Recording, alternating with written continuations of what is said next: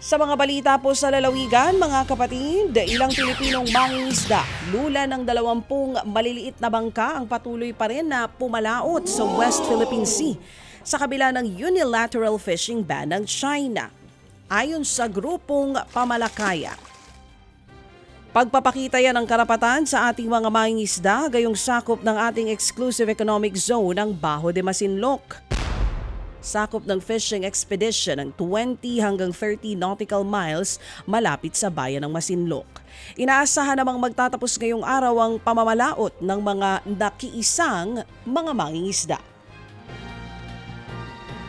Sa Cebu, patay at pinagnakawan ng isang negosyante sa gilid ng kalsada sa Dumanhog.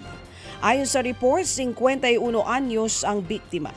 Base sa investigasyon ng pulisya, patungo sanang barangay Mantalongo ng biktima, bitbit ang ₱250,000 cash para bumili sa kanyang livestock. Narecover sa crime scene ang sinakyang motorsiklo ng biktima. Pinaghahanap pang mga salarin habang patuloy ang investigasyon sa nasabing krimen. Sa Cebu pa rin mga kapatid, aabot sa 700,000 piso ang natangay ng isang kawawang lolo matapos mabudol ng 3 babae sa Cebu City. Ayon sa report, nagawang ma-hypnotize ang retiradong government employee dahilan upang i-withdraw ang kanyang pera. Patuloy ang pangangalap ng CCTV footage para mabilis na makilala ang naturang mga kawatan.